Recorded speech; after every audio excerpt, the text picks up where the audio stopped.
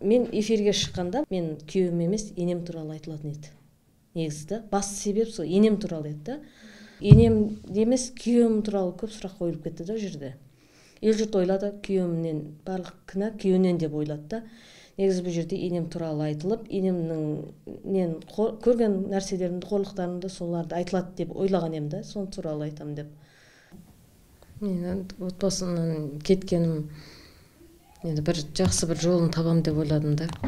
Бөлек шығып, бөлек отбасы болып не қылам деп ойладым.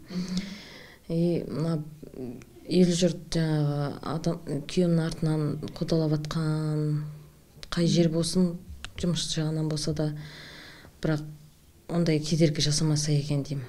Ешқандай кедергі болмаса екен деймін. Жұмысына да, өзіне де ешқандай кедергі келтіргім келмейді.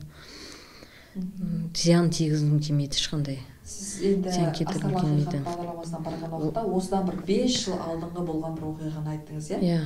18 жыл бірге тұрдыңыздар. Қандай да бір күйеуіңізден бір қатты зәбір көрген кезіңіз болды ма? Шын мәнінде сізді жаңағы Қозықанды депутат деп өмірі күн бермейтін бір депутаттың әйел ретінде танып қалдық. Ал ақиқатында Жансерік Мұсаханұлы қандай азамат еді? Жақсы, жақсы, өте мейірімді. Ондайға, енді ондай Қызуқанды депутат деуге шілей артық кеткен ол сөзді, ондайға лайықты емес. Енді оны шілей асырып айтқан. Енді шілей ондайға болуптың қажет жоқ еді. Енді менде де қателік кетсе кешіріңіздер. Кешірім сұраймын ел жұрттан, осы бүкіл Қазақстанның отбасыларынан. Енді бүкіл барлық семьяда да осындай қателік болады. Мен де түсінесіздер. Енді мен бар ең нем жол осы деп ойладым да. Осы арқылы мен бөлек шығып, отбасымен бөлек тұрам деп ойладым да. Басқа амал жоқ болды. Іңкәр бар-бір ел жұрт не ойлайды?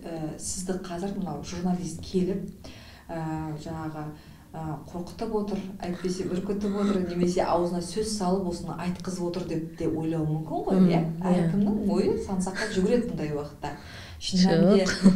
Оны мен негізі мен күйеуіме айтқам. Мен қайтадан не қылып эфирге шығам.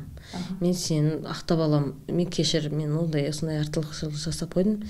Соның бәрін жасап, қайтадан ақтап алуға әрекет жасаймын деп мен өзім айттым. Сосын барып шақырдық. Әйтпесе мен ондай ой жоқ еді күйеуімде. Ондай нәрсе істеймін деп. Просто өзім шақырдым, мен өзім қайтадан істеген ісімді қайтадан түзілуге. Сіз өз еркіңізбен, яғни бізге сұхбат беріп отырсыз қазір, иә? Өз еркіммен сұхбат беріп.